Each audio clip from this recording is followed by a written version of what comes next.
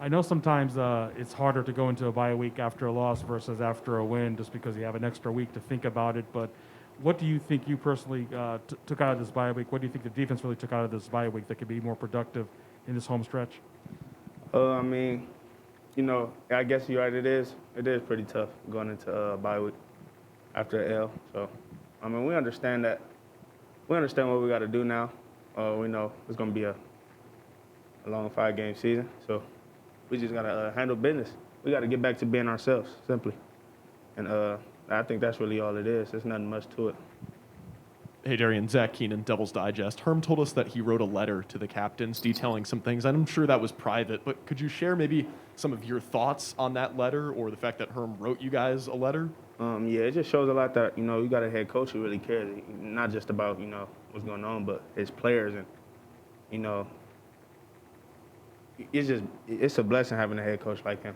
You always think having a person like him, not just a coach, but a person like, because when you talk to Herm, sometimes it's not always about football. Like, he likes to talk about life, real life situations. So I appreciate that. And so does the other captains. Like, that's all we talk about, really. Yeah, just a specific thing on that. Was it a written letter or like an email?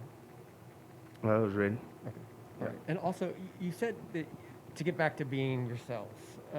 What is that exactly? What do you mean by getting back to being ourselves? Ourselves, as in, we understand the type of half we played in Utah, the second half. We know that wasn't us out there. We know that completely. The penalties, just guys not making plays, it was us completely. And that just wasn't how we play. That's not what we do. And I don't want to, it wasn't the call at all. It's just, we need guys to step up times like that. Somebody got to say something, and I didn't do nothing about it. So, of course, being a captain and being the middle linebacker on the team, you're just going to take it. You're just going to take that one to the chin. That's what you got to do. Darien, back here, yeah. I was going to ask about what you just said there.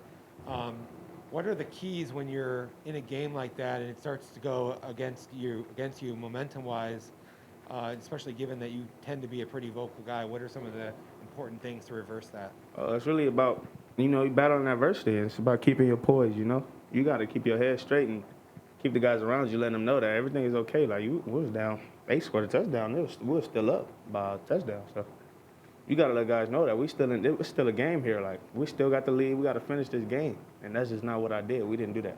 Nobody stepped up and said anything. So it's cool. I'm done with Utah anyway, so we're good.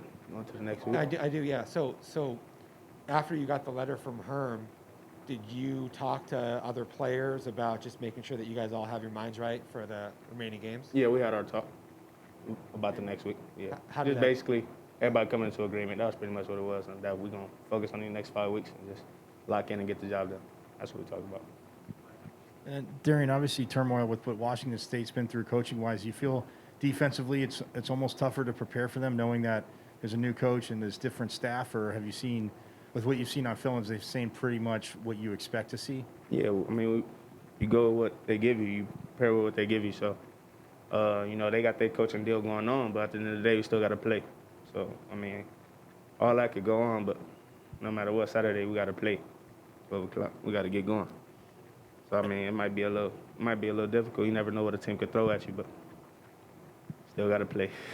Right. Got to adjust. Yeah. With the bye week, though, and you're talking about the younger guys, how do you feel that the bye week has helped them? I know Herm said they got a lot more work in practice, but how do you feel to this point in the season that those guys have stepped up and contributed on the defensive side? And that's good. That's really what you need, is depth, knowing that you could fall back on younger guys and guys who, fall back knowing that they'll know what to do, And a couple guys banged up, so it's good after, a few games like that. You just get guys iced up and ready to go for the next week after the bye week. Make sure you got guys healthy. So that's it. Hey, Darien, in the back here again. Eric Gentry is someone who we've seen grow a lot so far this season. Are you proud of the growth that he's had on the football field? I'm sure you've been able to help him in a lot of ways. Most definitely. You see him getting in the mix a lot. Right? He's picking up on a lot of things. He's been doing good. He's been doing his best he can. I'd say he's doing the best he could do. I can see him transitioning things over from the classroom to the field. So it shows me that he cares. Hey, does your game day routine change a little bit now that y'all playing the games earlier this week compared to playing at night. So do you wake up earlier? Yeah, the time difference. So things like wake up call, things like that are different. But I don't think the routine changes. You know, everybody has their different certain routines. So for me, I wouldn't. If you ask me personally, I don't think my routine will change. But as far as time waking up and when I got to get going earlier around 12 o'clock when we're gonna kick the ball off and stuff, then yeah, that's gonna change a little bit. We gotta be ready.